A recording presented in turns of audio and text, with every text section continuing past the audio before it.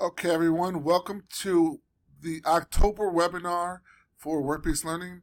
We will not meet this week, this month at all, because I will be on vacation from September 30th to October 9th. So this webinar will cover everything that's due for the month and go over my lesson for the month. A few people complained about my webinar being a little boring and dry last time, so I've decided to spruce it up by adding some pictures of my youth embedded into the webinar. And let's continue.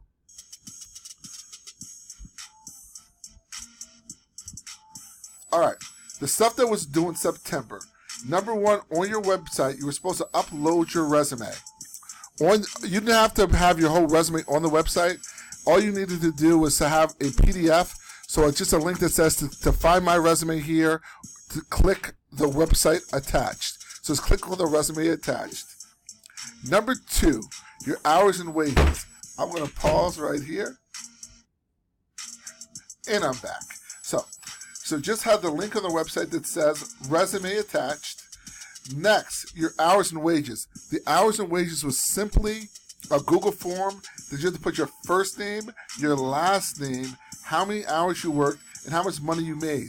There seems to be some confusion about this, so I'll clarify.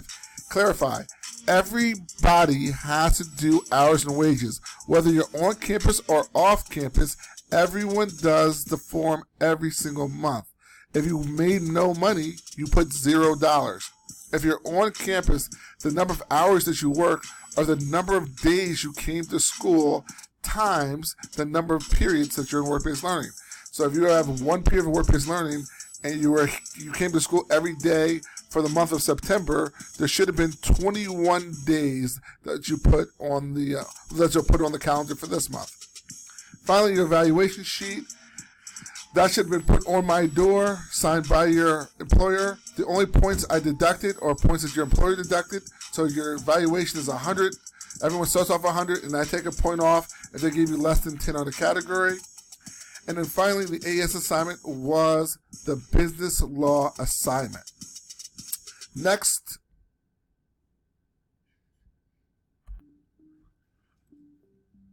Okay. Now what's due in October? In October, we should be working on the website. You're going to need to have your reflection based on a Georgia Best standard.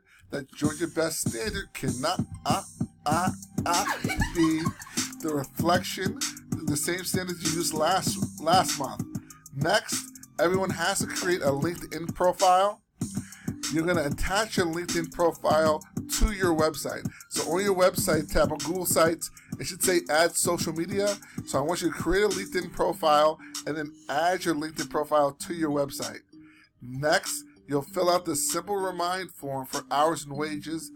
And then finally, you'll do an evaluation sheet. Again, you'll give it to your employer and have it sent back to me. There are two assignments for AES in October, professionalism and digital responsibility. Just remember there are two assignments. They're both very simple and easy. And we'll move on to the next slide. Okay, and I'm back. Next, the Work-Based Learning Conference is coming up on November 11th, and it's going to be hot. So, everyone has to go. If you don't go to the Work-Based Learning Conference, there will be an alternative assignment that I will discuss later.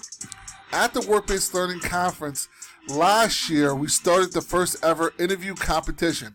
During the interview competition, it's sponsored by me and the Delta Community Credit Union. They give out $500 of cash prizes in this competition. So what happens is you do 5 different rounds of the interviews. They're all speed interviews. So you do a one-on-one interview for 5 minutes. We blow a whistle, you go to the next stage, and it'll be a panel interview. It'll be you plus 4 other people, and there'll be one interviewer. Then you'll go to the next stage, which is a resume review. They'll review your resume. Then you'll go to the next stage and give an elevator pitch. In the elevator pitch, you'll give a 30-second to 1-minute statement about what's special about you. And then finally, the last stage will be you going to an application station. So someone will review you'll do an application. I can't tell you too much details about that. Whoever wins the competition, last year we gave out $250 for the cash for the first place, $125 for second place, and then whatever for the third place. This year those prizes should be doubled. I'll confirm that shortly. But how to interview and when.